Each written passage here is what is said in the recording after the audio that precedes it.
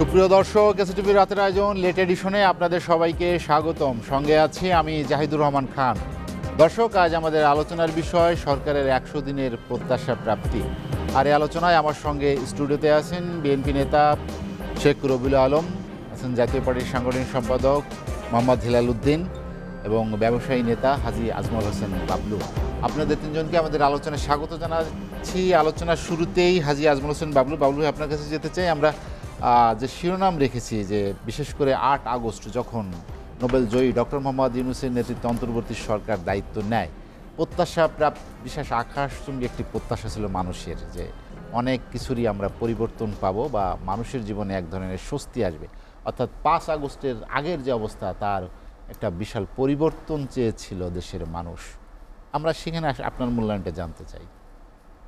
ধন্যবাদ আপনাকে এবং ধন্যবাদ আমার বিজ্ঞ সহ দুজন আলোচক, বিশেষ করে বিএনপির নেতা, আমাদের একজন সজ্জন হাস্যোজ্জ্বল একজন নেতা আমাদের, এবং ধন্যবাদ এসটিভির শ্রোতাদের রাত 11টা পর্যন্ত এই প্রোগ্রামকে দেখার জন্য।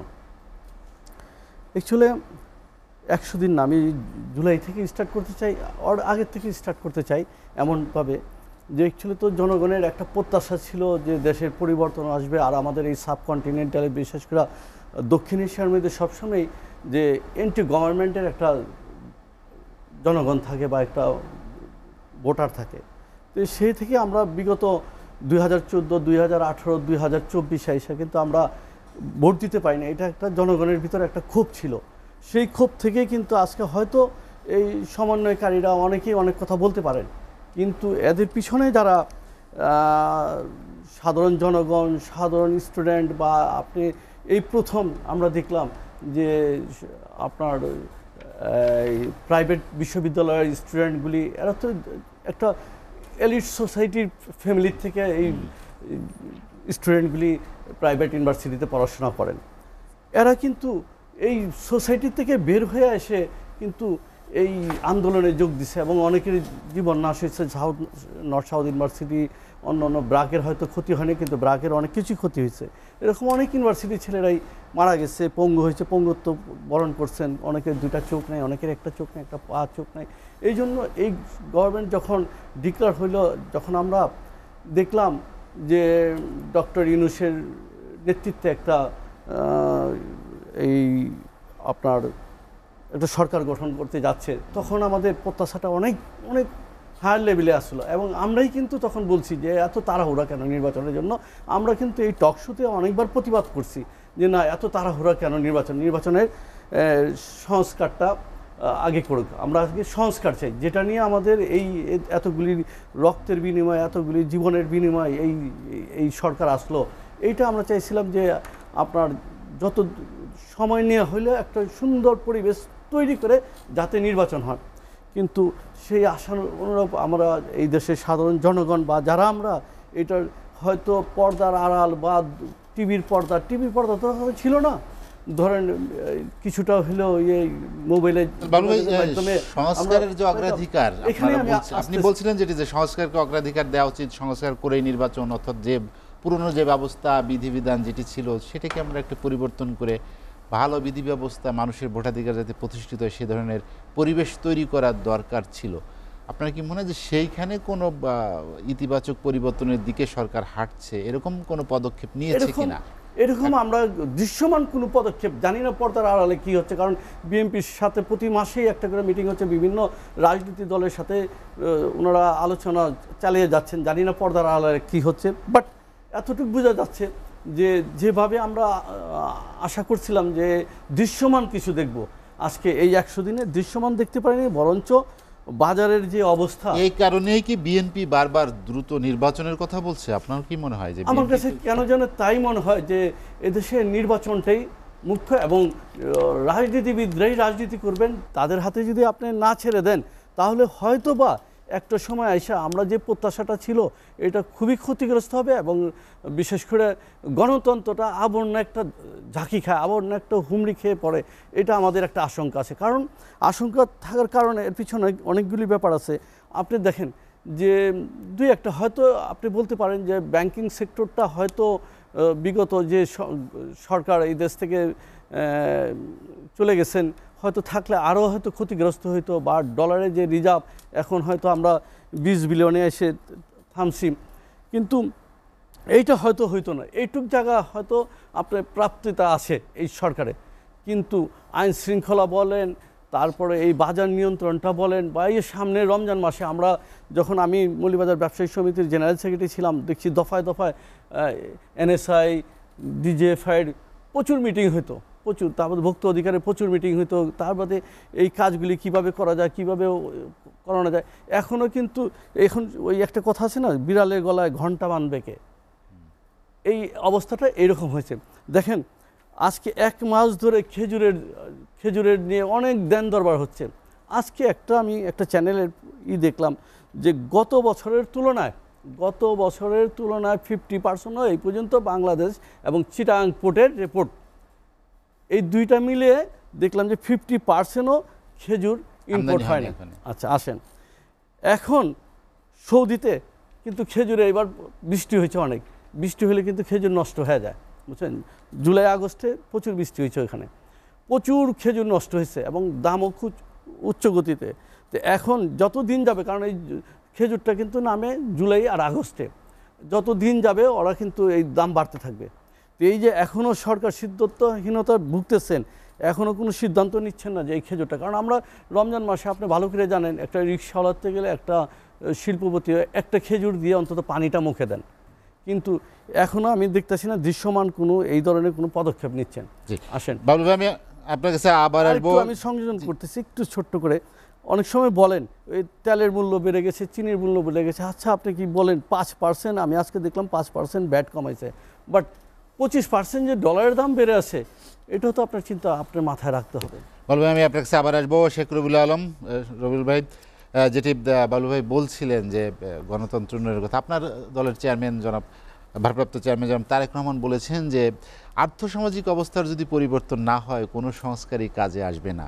100 দিন অতিক্রম করলো অন্তর্বর্তী সরকার, সংস্কারের পদক্ষেপ, বিভিন্ন বয়ান আমরা বিভিন্ন সময় যে শুনলাম, আপনার কি মনে হয় যে গণতন্ত্র উত্তরণের যে আকাঙ্ক্ষা সেটি সামনে চলে আসছে কিনা সংস্কারের চেয়ে? ধন্যবাদ আপনাকে, ধন্যবাদ বিরোধী সহ আলোচক। সামনে আসছে না সেটা কিছুটা দ্বিধাদ্বন্দ্ব সৃষ্টি করছে সাধারণ মানুষের মধ্যে। ধরেন আমাদের আন্দোলনটা কি ছিল, ছাত্র জনতা, সব রাজনৈতিক দল, সব শ্রেণী পেশার মানুষ ঐক্যবদ্ধ হয়ে একটা গণ অভ্যুত্থান করেছে, লক্ষ্য ফ্যাসিবাদের অবসান। আর অর্জনটা কি হবে? গণতন্ত্র, সুশাসন, জনগণের শাসন এবং স্বতন্ত্র রাষ্ট্র কাঠামো, এই তো লক্ষ্য। ফ্যাসিবাদের অবসান হলো, আন্দোলন হলো, দুর্বার আন্দোলন, গণ অভ্যুত্থান হলো, ফ্যাসিবাদ আওয়ামী লীগ প্রতিষ্ঠিত করেছিল, তার অবসান হয়েছে। এখন আশা আকাঙ্ক্ষা নিয়ে একটা অন্তর্বর্তীকালীন সরকার হলো, তারা সংস্কার চায়, সংস্কার সবাই চায়। এখন পরিপূর্ণ সংস্কারের জন্য তো জনগণের অংশগ্রহণ দরকার, আর পরিপূর্ণ সংস্কার জনগণের অংশগ্রহণ তখনই নিশ্চিত হয় যখন জনরায়ের ভিত্তিতে একটা নির্বাচিত সরকার জনগণের কাছে দায়বদ্ধ থেকে আকাঙ্ক্ষা ধারণ করে সে সংস্কার করে, সেটাই হচ্ছে পরিপূর্ণ সংস্কার। সংস্কার নিয়ে বিতর্ক হতে পারে, আপনি একরকম সংস্কার চাচ্ছেন, আমি আরেক রকম চাইব। কোন সংস্কারটি জনবান্ধব এবং জনগণের প্রত্যাশা ধারণ করে সেটা তো জনরায়ের ভিত্তিতে হতে হবে। কাল্পনিকভাবে তো আর আপনি দাবি করতে পারবেন না যে আপনার কর্মের প্রতি সবার সমর্থন রয়েছে। একটা নির্বাচিত সরকার দরকার, এটাও তো ঠিক যে একটা অন্তর্বর্তীকালীন সরকার আরও বেশি প্রয়োজন ছিল ওই পরিস্থিতিতে, সেটা মানুষ মেনে নিয়েছে, রাজনৈতিক দল সমর্থন দিয়েছে। অন্তর্বর্তীকালীন সরকার যাদের দিয়ে গঠিত হয়েছে তারাও যোগ্য, নিরপেক্ষ, তাদের দেশপ্রেম, প্রজ্ঞা অভাব নাই, একটা ভালো সরকারই আমরা পেয়েছি।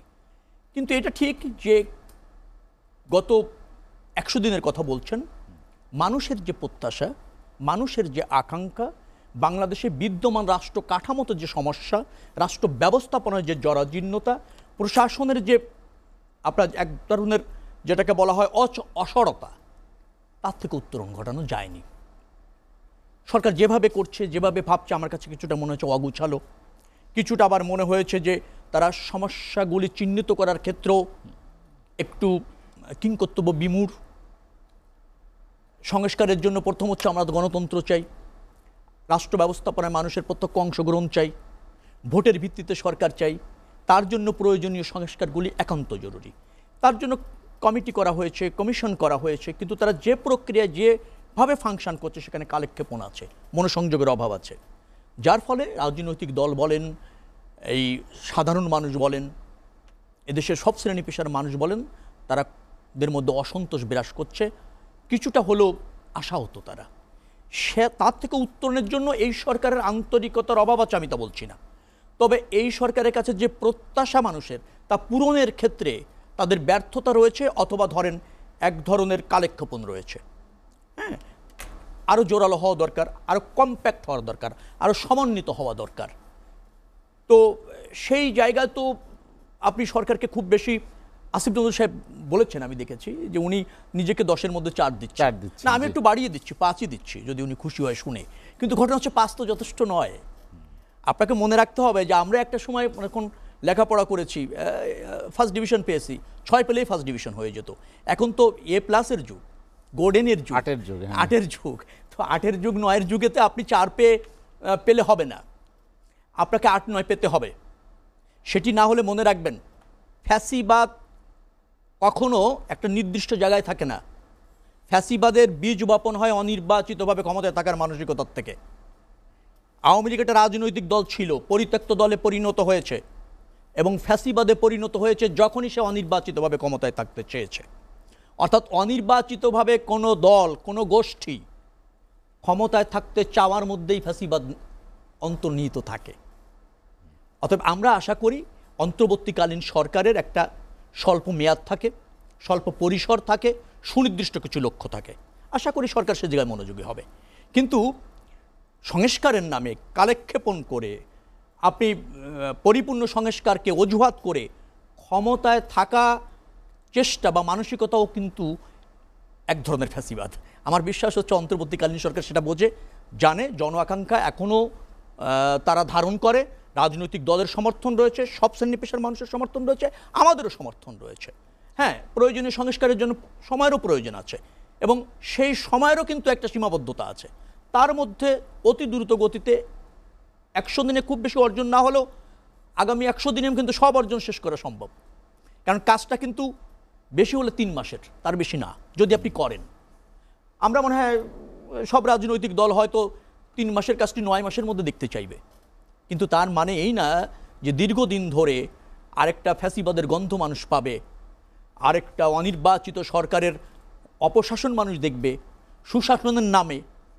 সেটা নিশ্চয়ই মানুষ। আপনি 3 মাস, 6 মাস, 9 মাসের কথা বলছেন, কিন্তু প্রধান উপদেষ্টা আল জাজিরাকে দেওয়া এক সাক্ষাৎকার আপনি নিশ্চয়ই শুনেছেন যে অন্তর্বর্তী সরকারের মেয়াদ কোনোভাবে এটি 4 বছরের কম হবে, এরকম তিনি একটি ইঙ্গিত দিয়েছেন। 9 মাস তো 4 বছরের কম। 9 মাস তো নিশ্চয়ই 4 বছরের বেশি না, 4 বছরের কম। উনি হয়তো মনে করেছেন, কিন্তু আমি দৃঢ়ভাবে বিশ্বাস করি যে এই সরকার আগামী বছর মধ্যেই পরিপূর্ণ সংস্কার করে, অথবা প্রয়োজনীয় সংস্কার করে একটা গ্রহণযোগ্য নির্বাচন করতে সক্ষম হবে। যেহেতু আমি আবারও বলছি, সব রাজনৈতিক দল, সব শ্রেণী পেশার মানুষের সমর্থন রয়েছে। যে সংস্কারগুলি ইতিমধ্যে সরকার চিহ্নিত করেছে এবং কমিশন করেছে, আমার ধারণা হচ্ছে 3 থেকে 6 মাসের মধ্যে পরিপূর্ণভাবে সব সম্ভব। এবং তার চেয়ে বেশি প্রয়োজন সময় তাদের লাগবে বলে তারাও মনে করে না, জনগণও মনে করে না। উনি যদি বলে থাকেন যে 4 বছরের বেশি না, আমার মনে হয় ঠিকই বলেছে। 1 বছর তো 4 বছরের কম। তিনি হয়তো সুস্পষ্টভাবে বলেননি, কিন্তু আমি অন্তর্বর্তীকালীন সরকারের যে কর্মপরিধি দেখছি এবং যে দায়িত্ব তাদের উপর আছে একটা গ্রহণযোগ্য নির্বাচন করার, এবং একটা নির্বাচিত সরকারের কাছে ক্ষমতা হস্তান্তর সফলভাবে করাই তাদের মূল দায়িত্ব, সেটা 1 বছরের বেশি লাগার কোনো সুযোগ আমি দেখি না, প্রয়োজন আছে বলে মনে করি না। এবং আমার বিশ্বাস, যদি অন্তর্বর্তীকালীন সরকারের কেউ আমার এই বক্তব্য শুনে থাকে, তারাও আমার সাথে দ্বিমত হয়তো করবেন না। এবং কৌশলগত কারণে তারা কিছু বলছেন কিনা আমি তা জানি না, কিন্তু 1 বছরের মধ্যে তাদের দায়িত্ব শেষ করে একটা গ্রহণযোগ্য নির্বাচন সব রাজনৈতিক দলের সমান সুযোগ এবং অংশগ্রহণের ভিত্তিতে নিশ্চিত করবে, এটাই আমাদের প্রত্যাশা। সংস্কার শেষেই নির্বাচন, এরকম কথাও কিন্তু না, আসছে। সংস্কার শেষে নির্বাচন এটা অযৌক্তিক কথা না। নির্বাচনের আগে তো সংস্কার প্রয়োজন আছে। নির্বাচন কমিশন কিভাবে ফাংশন করবে, আইন শৃঙ্খলা রক্ষাকারী বাহিনী জনগণের ভোটাধিকার নিশ্চিত করা বা রক্ষা করার দায়িত্ব পালনে সক্ষম হবে কিনা, একটা নিরপেক্ষ প্রশাসনিক কাঠামো, একটা নিরপেক্ষ নির্বাচন কমিশন এবং নির্বাচন কমিশনের কর্মকর্তারা জনগণের ভোটকে আমানত হিসাবে নিবে এবং সেটা সংরক্ষণ করা, নিরপেক্ষভাবে নির্মোহভাবে ফলাফল প্রকাশ করা, তারপর ধরেন একটা নির্বাচিত সরকারের শপথ গ্রহণ, এক্ষেত্রে তো সংস্কারের প্রয়োজন আছে। তো আমি অস্বীকার করছি না, এবং সংস্কারের পরেই নির্বাচন হবে সেটাও আমরা জানি, সেটাও আমরা বুঝি, কিন্তু সেই সংস্কার যেন অজুহাত না হয়, কালেক্ষেপণ না হয়। সেটা হলে যেটা হবে, দেশের বড় ক্ষতি হয়, মানুষের মধ্যে অসন্তোষ হয়, সমন্বয়হীনতা তৈরি হয়, বৃহত্তর স্বার্থ, বৃহত্তর লক্ষ্য কখনো কখনো ক্ষুদ্র স্বার্থের কাছে আত্মসমর্পণ করে, সেটি কাম্য নয়। শেখ রবিউল আলম, আমি আপনার কাছে আবার আসবো। মোহাম্মদ হেলালুদ্দিন, যেটি নিয়ে আলোচনা করছিলাম, ডক্টর আসিফ নজরুল নিজেকে 10-এ 4 দিয়েছেন। 100 দিনে আপনি এই অন্তর্বর্তী সরকারকে কত দিতে চান 10-এ? ধন্যবাদ আপনাকে, ধন্যবাদ আমার 2 সহ আলোচক বিন্দুকে, ধন্যবাদ এসএটিভির কর্মকর্তা কর্মচারী বিন্দুকে। আসিফ নজরুল সাহেব ওনার দৃষ্টিভঙ্গিতে উনি বলেছেন যে ওনাকে 10-এ 4 দিতে হয়, তার মানে আত্মপক্ষ উনি নিজেই সমর্থন করেছেন। 8ই অগস্ট সরকার গঠন হয়েছে এবং যেদিন সরকার গঠন হয়েছে সেদিনই কিন্তু জামালপুর কারাগার এবং গাজীপুর কারাগারে গুলি হয়েছে। 9 অগস্ট 361টি থানায় কার্যক্রম শুরু হয়েছে। 10 অগস্ট আদালত চত্বরে ছাত্রদের অবস্থান ধর্মঘট হয়েছে। 11 অগস্ট রাজধানীর দিলকুশায় ইসলামী ব্যাংকের সেখানে গুলি হয়েছে। আমি যদি এভাবে ধারাবাহিক বলতে যাই তাহলে 90 দিনের কথা বলার তো টাইমিং নেই। এই 90 দিনের মধ্যে একদিনও আমি সারা দেশে স্টেবল সিচুয়েশন দেখিনি।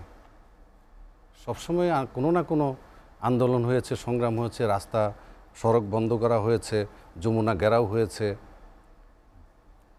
এক আওয়ামী লীগ সরকারকে বিদায় করে একটা এক্সাম্পল দিই। মহল্লার মধ্যে মনে করেন 2 পক্ষ মারামারি, একদম তুমুল ঝগড়া, তুমুল মারামারি, তার মধ্যে একজন সন্ত্রাসী এসে 2 পক্ষের ঝগড়াটা মীমাংসা করে দিল।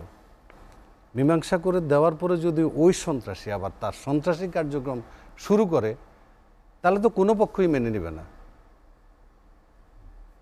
এই সরকার আসার পরে এখনো বর্তমানে কমপক্ষে 2 লক্ষ মানুষের উপরে তদন্ত চলছে, 1,500-এর উপরে মামলা হয়েছে। কি মামলা? গায়েবী মামলা। এই সরকার আসার কিছুদিন পরে সবচেয়ে রোশানলে আছি আমরা জাতীয় পার্টি। আমাদের নামে, আমাদের মাননীয় চেয়ারম্যানের নামে, আমাদের শীর্ষ নেতাদের নামে গায়েবী মামলা হওয়া শুরু হয়েছে।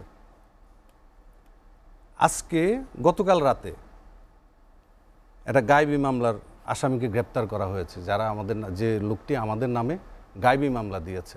আমরা নাকি 2018 সালে জিএম কাদের সাহেব সহ, মুজিবুল হক চুন্নু, ব্যারিস্টার আনিসুল ইসলাম মাহমুদ সহ আমরা বেগম খালেদা জিয়ার গাড়ি বহরে হামলা করেছি।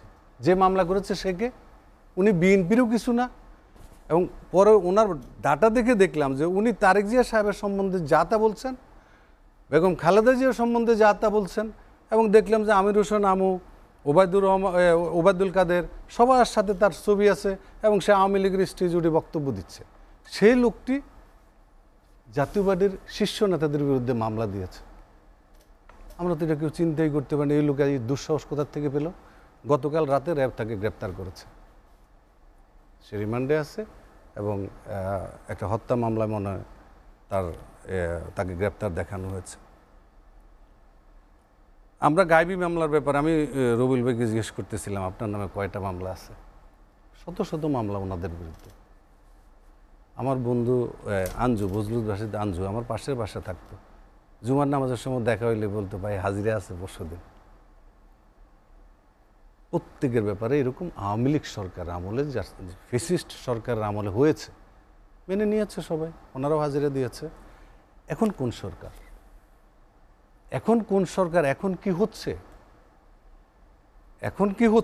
এটা পুরো বিশ্ববাসী দেখছে। আমি আপনার এখানে বসে বলেছি যে ডক্টর ইউনূস সাহেব দায়িত্ব নিয়েছেন, উনি ছিলেন, ওনার সারা বিশ্বে একটি ভালো ফ্লেভার আছে, সুনাম আছে। উনি কোনোভাবেই চাইবেন না যে বাংলাদেশে উনি রাষ্ট্রপ্রধান হয়ে রাষ্ট্র পরিচালনায় এমন কোনো কাজ করবেন যেটা বিশ্বে ওনার এই সুনামটা নষ্ট হবে। কিন্তু এখন কি হচ্ছে, হেলাল ভাই একটু যোগ করি যে স্বরাষ্ট্র উপদেষ্টা এরই মধ্যে স্বীকার করেছেন যে গায়েবী মামলার কথা। তিনি বলেছেন যে আগে পুলিশ মামলা দিত, এখন পাবলিক মামলা দেয়। পাবলিক মামলা দেয়, আগে সরকারবাদী মামলা হতো, এখন পাবলিক মামলা দেয়, ঠিক না? কৌশল পরিবর্তন হয়েছে, কৌশল পরিবর্তন হয়েছে, মামলাবাজদের কৌশল। তারা এখন মামলা দেয় এবং আসামিদের থেকে চাঁদা নেয়, চাঁদা চায়।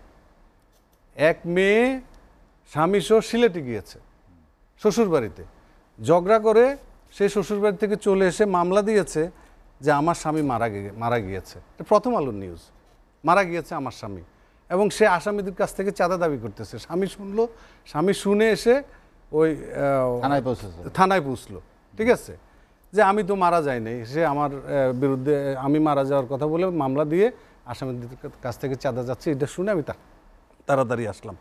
দেশ কোন পর্যায়ে গেছে আপনি বুঝেন? স্বরাষ্ট্র উপদেষ্টা বলছেন, আইন উপদেষ্টা বলছেন, কেউ তো শুনছেন না, কারো কথা কেউ শুনছেন না। একটি দেশের সরকারের প্রথম কাজ হচ্ছে জনগণের নিরাপত্তা দেওয়া। আপনি কি তা পারছেন? এই সরকার কি তা পারতেছে? একটি সরকারের দ্বিতীয় কাজ হচ্ছে দ্রব্যমূল্যের নিয়ন্ত্রণ করা। এটা কি পারছেন? এই দুইটা জিনিস, আমি আর বাকিগুলো ধরলাম না, এই দুইটার একটিও পারেনি। চ্যালেঞ্জ করে আমি বলবো, একটিও পারেনি। র্যাব, পুলিশ সেজে, আর্মি, সেনাবাহিনী সেজে ডাকাতি করছে মোহাম্মদপুরে কাছে, বিহারি ক্যাম্পে গোলাগুলি হচ্ছে, পরে সেনাবাহিনী গিয়ে সেটাকে কন্ট্রোল করতে হয়েছে। এখন সেনাবাহিনী যদি গিয়ে কন্ট্রোল করতে হয়, তাহলে পুলিশ বাহিনী কী করলো? আইনশৃঙ্খলা পরিস্থিতির চরম অবনতি আপনি দেশের যে কোনো জনগণকে জিজ্ঞেস করেন, আগে ভালো ছিলাম সেটা বলবে না। আমার কথা হচ্ছে এটা তারা কেউ বলবে না কেন? যে আওয়ামী লীগের দুঃশাসন থেকে আমরা মুক্ত হয়েছে। কিন্তু তার মানে এই না যে যা চলছে, দ্রব্যমূল্যের যে ঊর্ধ্বগতি, আইনশৃঙ্খলার যে অবনতি, এটা সবাই এদেশের জনগণ মেনে নেবে। একটি অন্তর্বর্তীকালীন সরকার এসেছে, ওনারা দেশ সংস্কারের কথা বলে, সেটা আমরা নিজেরাও একমত হয়েছি। আমাদের জাতীয় পার্টির সম্মেলনও আমরা সাংবাদিক সম্মেলন করেও আমাদের মহাসচিব চেয়ারম্যান বলেছে যে হ্যাঁ, যতদিন লাগে সংস্কার করতে ততদিন সংস্কার করতে দিতে হবে। কিন্তু এখন দেখি যে সংস্কারটা আসলে হচ্ছে কোথায়, কোন জায়গাটায়? এখন কি পরিস্থিতি পাল্টেছে আপনার কি মনে হয় 3 মাসে বা 100 দিনে? না, 3 মাসে কোনটা পাল্টানোর কথা বলছেন আপনি? রেজিম পাল্টিয়েছে, শাসনের পরিবর্তন হয়েছে, রেজিম পাল্টিয়েছে, কিন্তু দ্রব্যমূল্যের যে ঊর্ধ্বগতি সেটা তো কমেনি, স্টেবল হয়নি। আইনশৃঙ্খলার যে অবনতি, গাইবী মামলার যে অবস্থা, এগুলো তো পরিবর্তন হয়নি, এগুলো পরিবর্তন হয়নি, কিছুই বরং আরও বাড়ছে, আরও বেড়েছে। এবং স্বরাষ্ট্র উপদেষ্টা, আইন উপদেষ্টা বলার পরও গাইবী মামলা অহরহ হচ্ছে। এখনও গত সরকারের আমলে যাদের নামে মামলা হয়েছে, যেমন ওনার নামে মামলা হয়েছে, আমি মনে করেছি যে এগুলি আস্তে আস্তে প্রত্যাহার হচ্ছে। উনি বলে যে না, কোনো প্রত্যাহার হয়নি। তো তাহলে রেজিম পরিবর্তনে লাভ হলো কি আমাদের?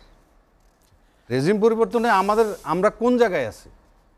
হ্যাঁ, বলতে পারেন যে এত দ্রুত হবে কিনা বা এত দ্রুত সম্ভব না, কিন্তু কোনটা সম্ভব হয়েছে সেটা আমরা একটা বিরতি নিই, বিরতির পরে আবার আসবো। দর্শক, লেট এডিশনে নিচ্ছে একটা বিরতি, ফিরবো শীঘ্রই, সঙ্গেই থাকুন।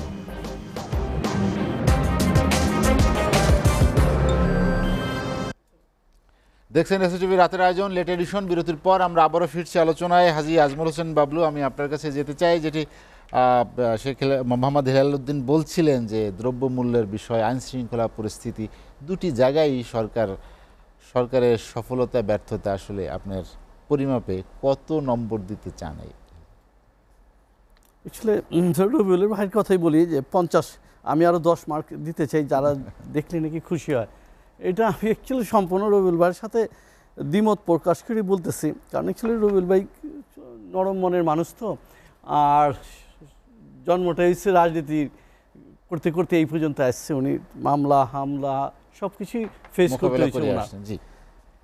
অ্যাকচুয়ালি ওই আসিফ নজরুল সাহেব, আমাদের আইন উপদেষ্টা, যে বলছেন 40 মার্ক, আমি 40 মার্ক দিতেও রাজি না। কারণ প্রথমে আমি বললাম যে আমাদের এই দুইটা ব্যাংক সেক্টরটা কিছুটা মানে জিলায় রাখছেন, আর ডলারটা কিছু আমার মনে হয় রিজার্ভটা বাড়ছে। এছাড়া দৃশ্যমান এরকম কিছু হয় নাই যে ওনাদের প্রশংসা আমাদের করতে হবে।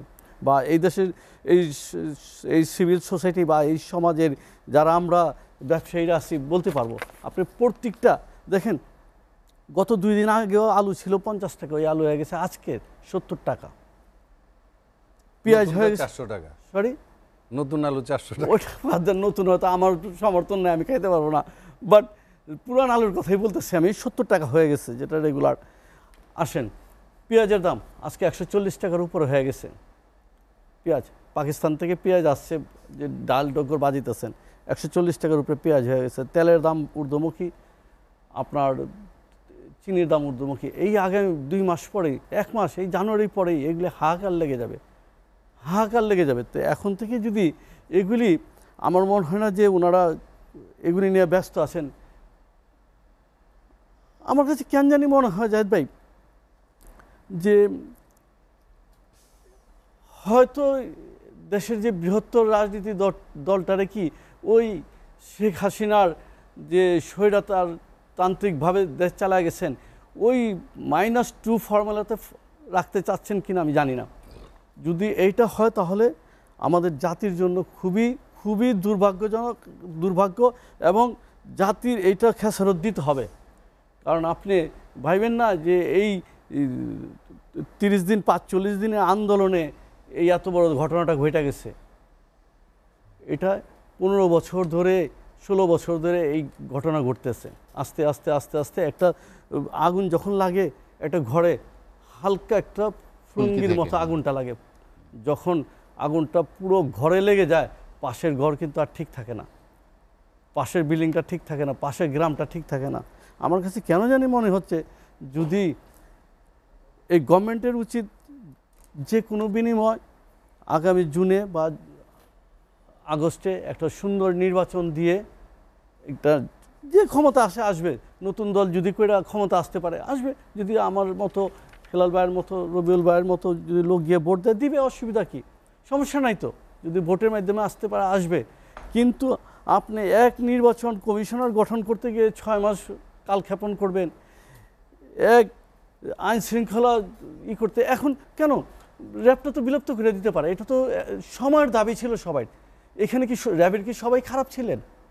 এই ডাইনামিক অফিসারগুলি পুলিশে আবার ব্যাক করেন, আপনি ব্যাক করে আপনি একটা সুন্দর সুশৃঙ্খল একটা করেন। কেন আমাদের পুলিশের ঘাটতি থাকবে? আজকে আমি একটা টিভির ইয়েতে দেখলাম যে যারা নাকি প্রায় 6000 পুলিশ যারা যোগদান করেননি, এদের বিরুদ্ধে আইনগত ব্যবস্থা নেবেন। কেন 3 মাস সময় লাগলো? সাথে সাথেই তো ওদের বিরুদ্ধে একটা আইনগত ব্যবস্থা নেওয়া উচিত ছিল।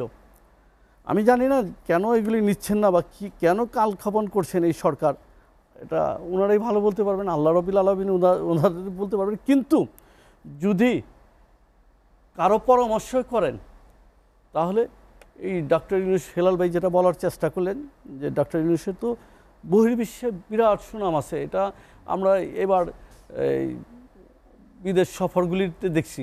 ওনার সাথে ছবি তোলার, আমাদের বিগত দিনের নেত্রী ছবি তোলার জন্য ঘন্টার পর ঘন্টা তারা থাকতেন, আজকে ডক্টর ইউনূসের সাথে ছবি তোলার জন্য হাস্য উজ্জ্বলভাবে অনেকেই দাঁড়ায়ছিলেন।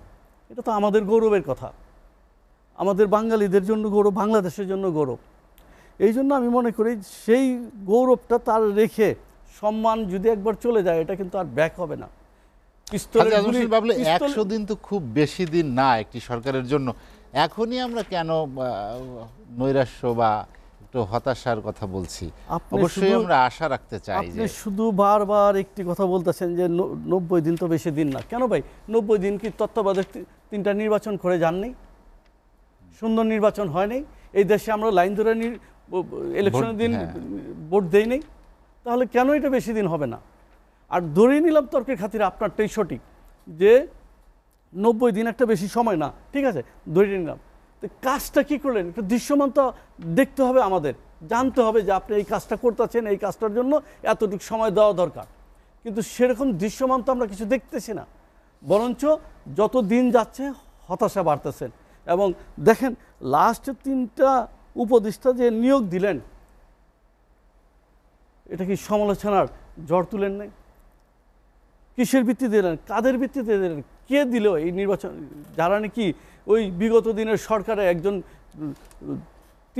তিনটা ট্রাম, তার ভাই 3টা ট্রাম আওয়ামী লীগের পার্লামেন্ট term। মেম্বার ছিলেন।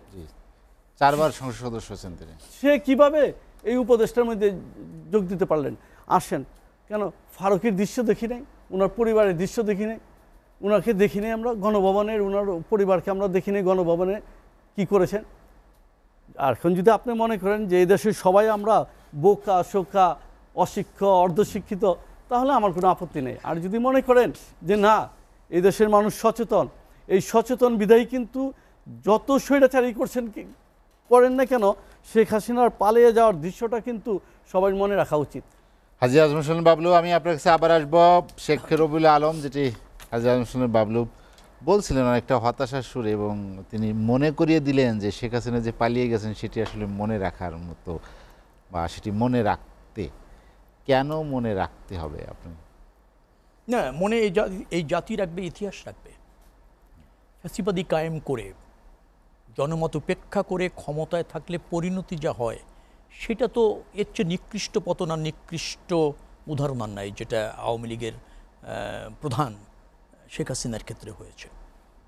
দাম্ভিকতার পতন হয়, গণহত্যার পতন হয়, জনমত এর উপেক্ষা করলে জনরোষে পতিত হতে হয়, এবং নিকৃষ্ট স্বৈরাচার হিসাবে ইতিহাসে নাম লেখাতে হয়। সেটা তো শেখ হাসিনা লিখিয়েছেন, সেটা মানুষ থাকবে, ইতিহাসও থাকবে, মানুষের মধ্যে থাকবে। আপনারা সরকারের ব্যর্থতার জায়গায় যেভাবে আনছেন, আমি ঠিক অন্য দুই বক্তার, অন্য দুই ভাইয়ের মতো ভাবেন না। আমি যেহেতু রাজনৈতিকভাবে একটু দেখব, সেই জায়গা থেকে আমি আর একটু উদার হয়ে দেখব। হ্যাঁ, রাষ্ট্র ব্যবস্থাপনায় কিছু আমি বলছি ব্যর্থতা রয়েছে, সেটা অভাবটা কিসের? বিচক্ষণতার অভাব আছে, সিদ্ধান্তের দৃঢ়তার ক্ষেত্রে অভাব আছে, দূরদর্শিতার অভাব আছে, আরেকটা আছে দায় নেওয়ার মানসিকতার অভাব আছে। এই কয়েকটা জায়গায় অভাব আছে। আরেকটা জায়গা বড় সমস্যা, এই সরকারের তারা মনে করে যে একটা ইনোসেন্ট গোষ্ঠী, যাদের কোনো অভিপ্রায় নাই, যারা শুধু স্বপ্নের বাংলাদেশ গড়তে চায়, তাদেরই সরকার, এরকম একটা মানসিকতা আছে।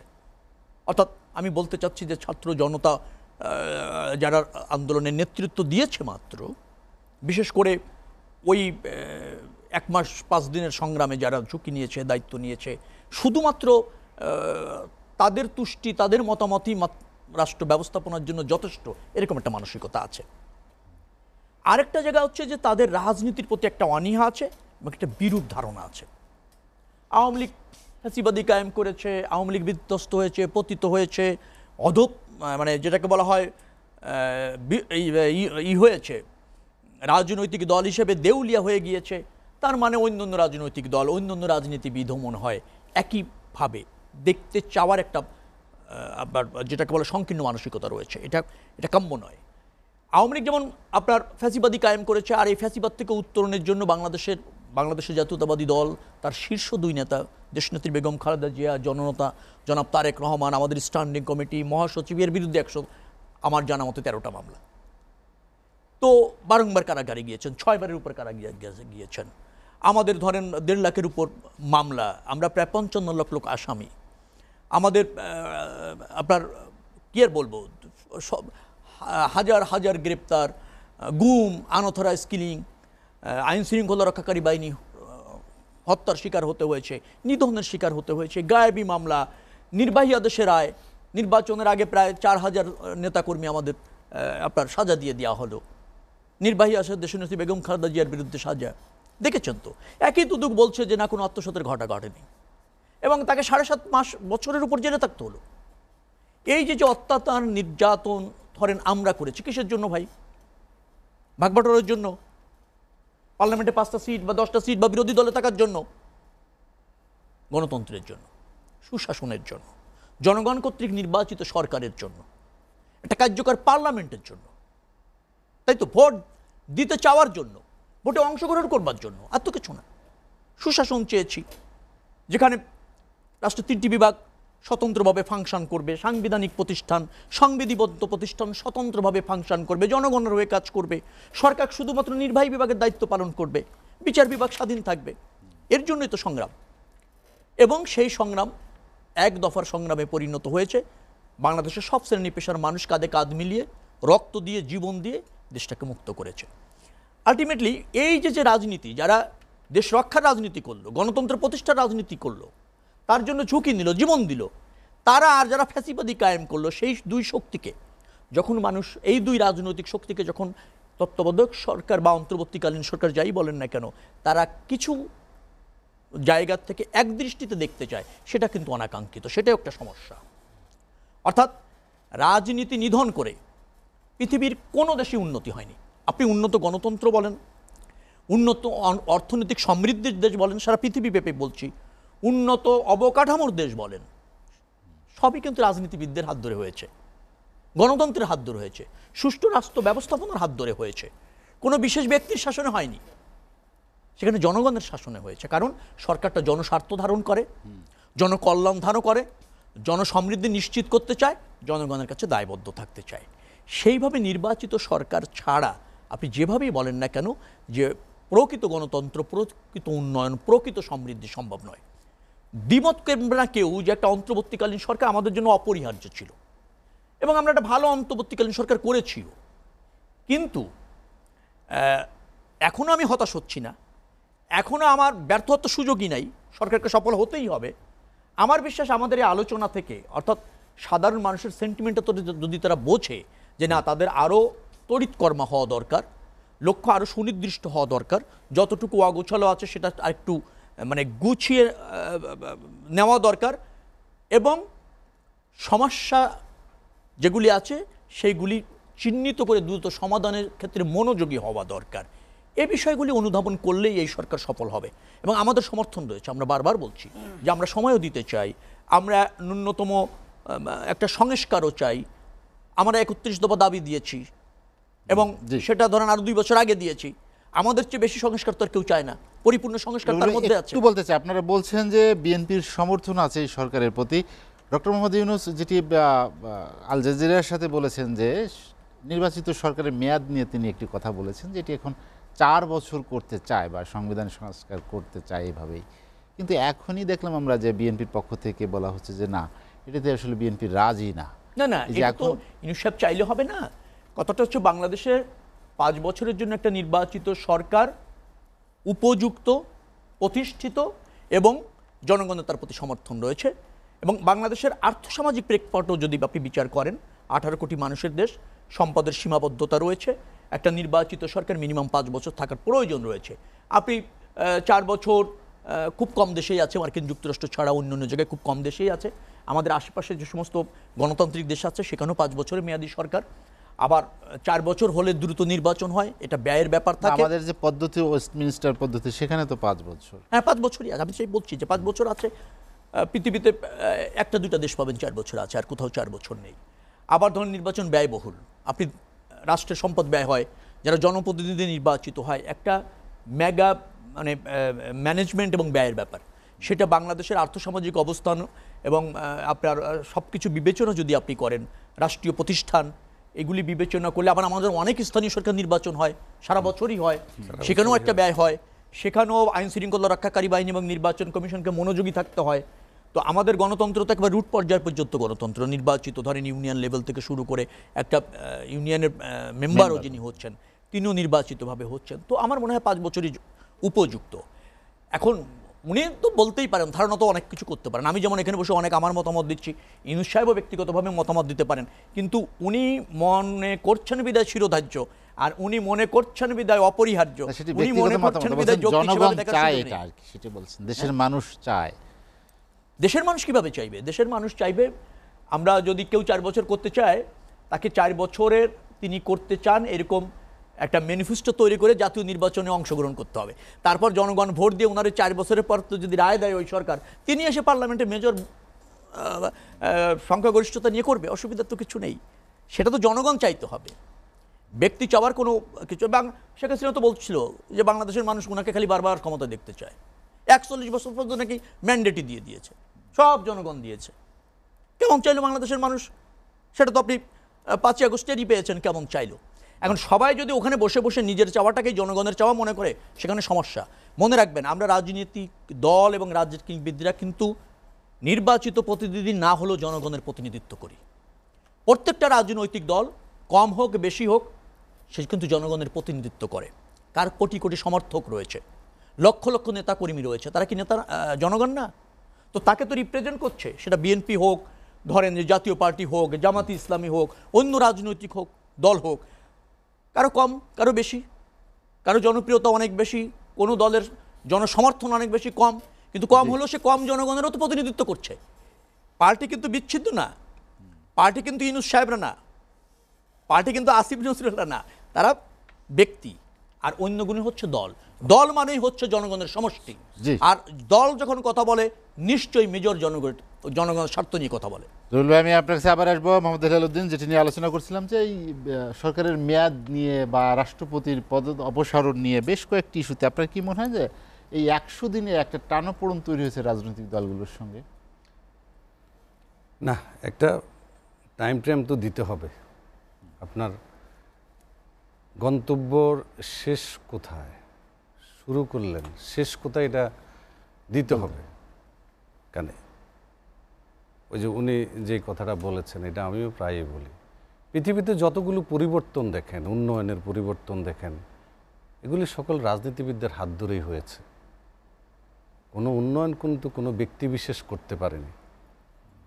আর ফ্যাসিস্ট সরকারের প্রথম চিন্তাভাবনা হচ্ছে তার এরকম, সে স্বৈরতন্ত্রটা চালানোর সাথে সাথে সে চিন্তা করে যে নোবডি ক্যান স্টপ মি, আমাকে কেউ থামাতে পারবে না।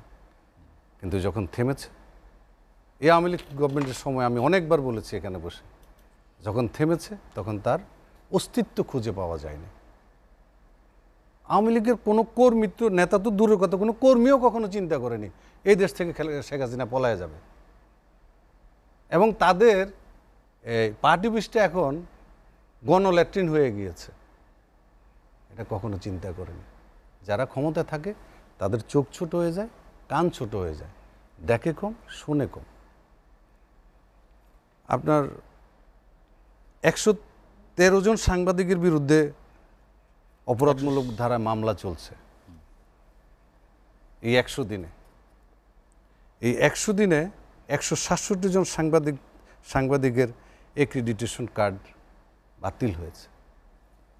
তো আপনার ভালো, আমরা এখানে প্রথমে সবাই বলেছি ভালো। কেন বলেছি? যে আওয়ামী লীগের মতো একটি স্বৈরাচার সরকারকে হটানো হয়েছে। এই হটানোর পেছনে কিন্তু আমি, আপনি, আমাদের সবার কোনো না কোনো জায়গায় অবদান আছে। ছাত্ররা যখন আহত হয়েছে, আমি এবং আমার স্বেচ্ছাসেবকের আহ্বায়ক আলমগীর সিদ্দাল দেখতে গিয়েছি আমাদের চেয়ারম্যানের অনুমতি নিয়ে। আমরা কেন্দ্রীয় শহীদ মিনার আন্দোলনে ছিলাম, সব জায়গায় ছিলাম। আমাদের চেয়ারম্যান 2 তারিখে সংসদে দাঁড়িয়ে এটাকে সমর্থন জানিয়েছে। তাহলে এটাকে আপনি অবদান ধরবেন না? হ্যাঁ, আমার অবদান তো এটা না যে এসে 30শে অক্টোবর আমার পার্টি অফিসে আগুন ধরায় দেবেন। যে দলটি 9 বছর রাষ্ট্র ক্ষমতায় ছিল, যে দলটির রাষ্ট্রপ্রধান 9 বছর এই দেশে প্রচুর উন্নয়ন করেছে, সেই একটি রাজনৈতিক দলের কেন্দ্রীয় কার্যালয়ে আপনি অগ্নিসংযোগ করবেন? প্রশাসন কি করছে? আমরা তো থানা মামলা দিতে গিয়েছি, মামলা নেয় না। এখন একটা আসামি গ্রেপ্তার হয়নি। এত বড় একটা অঘটন ঘটে গেল। একটি সরকার, অন্তর্বর্তীকালীন সরকার, আমি বিপ্লবী সরকার তো হয়নি, বিপ্লবী সরকার বলবো না, অন্তর্বর্তীকালীন সরকার, সেই সরকার থাকার পর একটি রাজনৈতিক দলীয় কার্যালয়ে সবাই এটার নিন্দা জানিয়েছে। বিএনপি থেকে শুরু করে সবাই এটার নিন্দা জানিয়েছে যে কোনো রাজনৈতিক দলে অগ্নিসংযোগ করা, হামলা করা আমরা এটা তো মেনে নেব না, এটা ঠিক না, এটা সঠিক হয়নি। আমাদের খুলনা, আমাদের জাতীয় পার্টির জেলা অফিস, মহানগর অফিস জ্বালিয়ে ফেললো। আমাদের কুষ্টিয়ায় আমাদের জেলা অফিস জ্বালিয়ে ফেললো। আমাদের চট্টগ্রামে মহানগর অফিস জ্বালিয়ে ফেললো। আপনি বলেন তো, এটার জবাব আপনি কী দেবেন? আপনার কাছে আছে, যারা ক্ষমতা আছে তাদের কাছে আছে। আমরা কি এমন অন্যায় করেছি? অন্যায় করলে আইন আছে, বিচার হবে, আমাদের সমস্যা নাই তো। নির্বাচনে যাওয়া যদি আমাদের অপরাধ হয়ে থাকে তাহলে বিচার করেন না, কিন্তু আমাদের দলীয় কার্যালয়ে অগ্নিসংযোগ কেন করবেন? বিচার পাওয়ার অধিকার সবার আছে। এখন আপনি এক পক্ষ, আপনি মনে করছেন যে ছাত্ররাই সব কিছু করেছে, তাহলে জনতা কি করেছে? আবার এই ছাত্র জনতার শ্রমিকের ব্যানারে এসে আমাদের ওখানে আগুন লাগাচ্ছে, ওরা কারা? আমি মনে করি ঢাকা বিশ্ববিদ্যালয় থেকে শুরু করে, কারণ ওনারাই স্লোগান দিত মেধা না কোটা না মেধা, মেধা মেধা, তার মানে ওনারা মেধাকে প্রাধান্য দিয়েছে। তো সেই মেধাবীরা কিন্তু এরকম আক্রোশমূলক কাজ করতে পারে না, কখনোই পারে না। যখন আপনি কোনো লোককে অসম্মান করবেন, অসম্মান করতে যদি আপনার ভালো লাগে, তাহলে তখন চিন্তা করবেন আপনার মনে কোনো সমস্যা আছে। কাউকে অসম্মান করতে যদি আপনার ভালো লাগে, তাহলে আপনি ধরে নেবেন যে আপনার কোনো সমস্যা আছে। কারণ যে মানুষ অন্যকে অপমান করে তারা নিজের আইডেন্টিটি ক্রাইসিসে ভোগেন, তাদের নিজেদের আইডেন্টিটি হাতে সময় বিরতি নিতে চাই হেলাল ভাই। আমরা যারা জাতীয় পার্টির এসব কর্মকাণ্ডের উপরে বা জাতীয় পার্টির কর্মকাণ্ড নিষিদ্ধ চেয়েছে, যারা নিষিদ্ধ চায়, ওনারা কি কখনো রাজনীতি করেছেন? আমার 36 বছর রাজনীতি, আজকে যারা করছেন তারা আমাদের ছেলের মতো, আমি তাদেরকে সম্মান করেই কথা বলি। হেলাল ভাই, আপনার রাজনীতিটা এইভাবে হয় না, পরে দেশ আবার এভাবে আসবো। পরিচালনা হয় জি না। দর্শক, লেট এডিশনে নিচ্ছি আর একটা বিরতি, ফিরবো শীঘ্রই, সঙ্গেই থাকুন। অভিজ্ঞতা এবং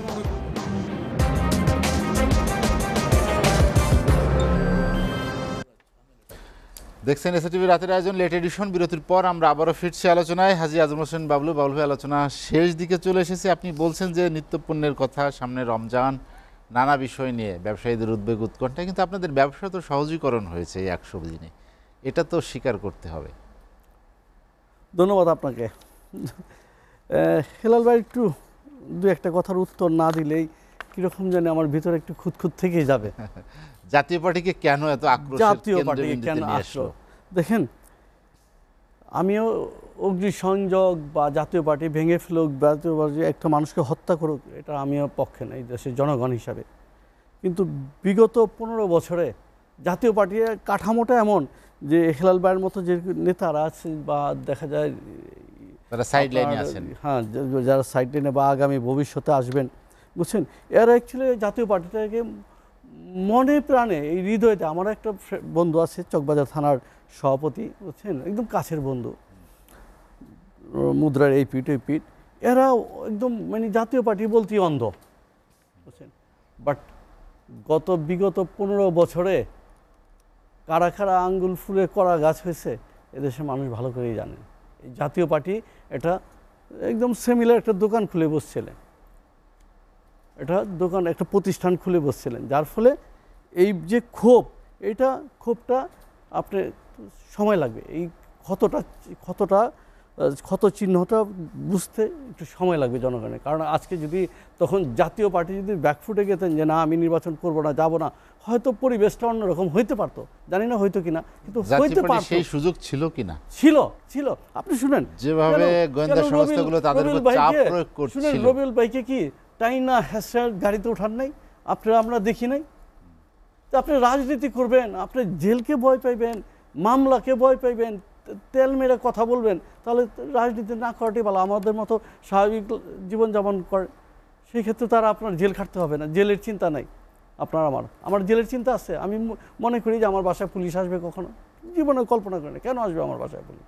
কারণ আমার মাইন্ড সেট আপ করলে আছে যে আমি রাজনীতি করলে আমার জেলে যেতে হবে, কথা শুনতে হবে, জনগণের কুটু কথা শুনতে হবে, ভালো কথা শুনতে হবে। হাতের সময় কম, আলোচনা শেষ করতে চাই। আর এই যে একটা কথা বললেন আপনি যে ব্যবসায়ীরা ভালো আছে, ব্যবসা সহজীকরণ হয়েছে কিনা গত 100 দিনে? কোনো অবস্থাতেই না। আপনি যান, ওই আগের সিস্টেমে আছে সব কিছুই, খালি মোড়লটা চেঞ্জ হয়েছে, লেভেলটা চেঞ্জ হয়েছে, তাছাড়া আর কিছুই হয়নি।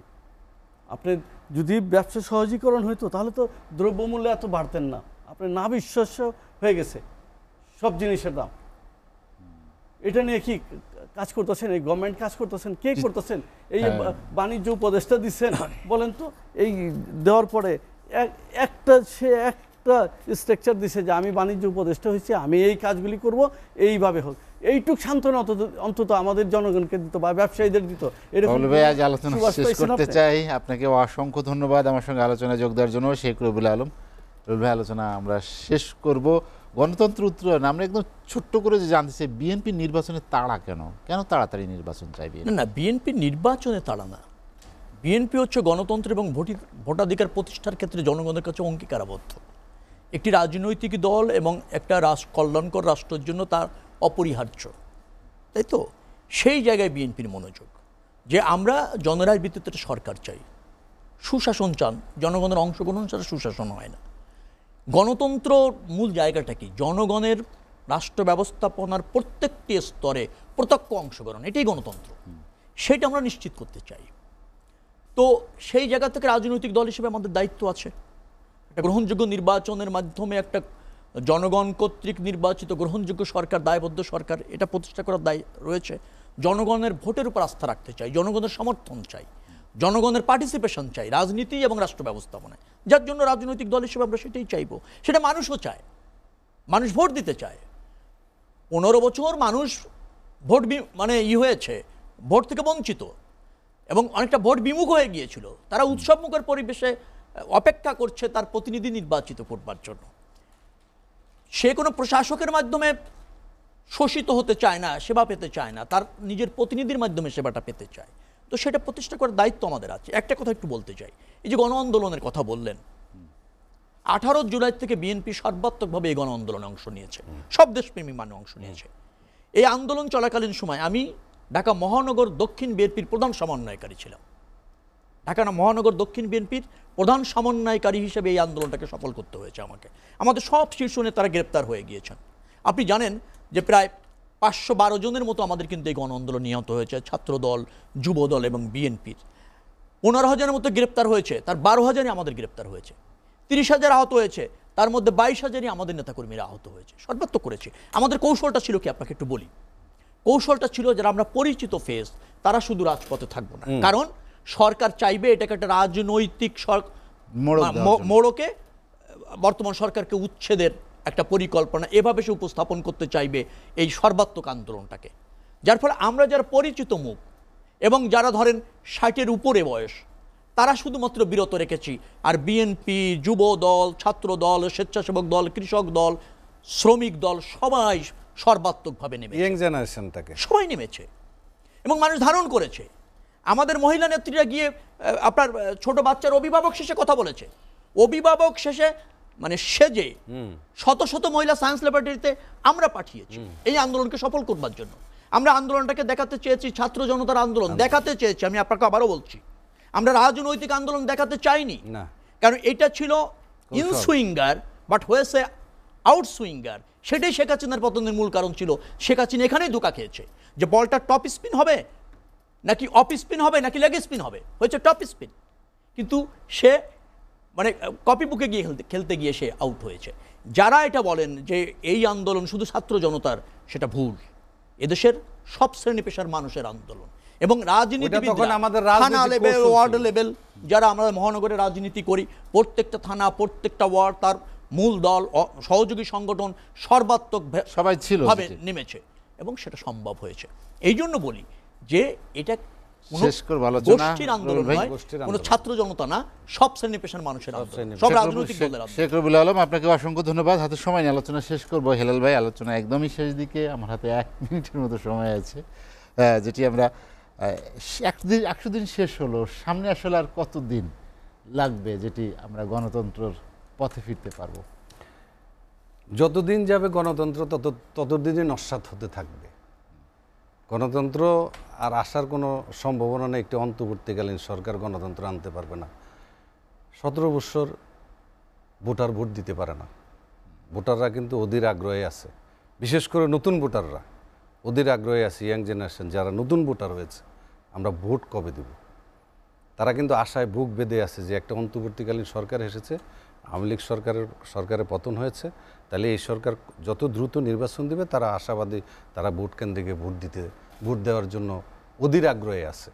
সুতরাং এই সরকার যত দ্রুত সম্ভব একটি নিরপেক্ষ এবং সুষ্ঠু নির্বাচনের মাধ্যমে একটি সরকার, নির্বাচিত সরকারের কাছে ক্ষমতা হস্তান্তর করবে, ততই তাদের জন্য দেশ এবং জনগণ এবং তাদের জন্য মঙ্গল হবে, এটা আমি আশা করি। তারা আমাদের জাতীয় পার্টির উপরে যে অত্যাচার চালাচ্ছে, একটা কথা আছে টলারেন্স দ্য বেস্ট পলিটিক্স, আমরা সেটা করছি, আমরা টলারেট করছি, আমরা ধৈর্য ধরতেছি। তবে ধ্বংসাত্মক হিংসাত্মক রাজনীতি থেকে বাংলাদেশ বেরিয়ে আসুক, এটি আমরা সরে দাঁড়াতে হবে।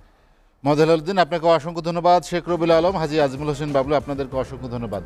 দর্শক জানিয়ে রাখি, লেট এডিশন 15 বছর হয় সকাল 8টায়। আজ এ পর্যন্তই। ভালো থাকুন, সুস্থ থাকুন, এসটিভির সঙ্গেই থাকুন।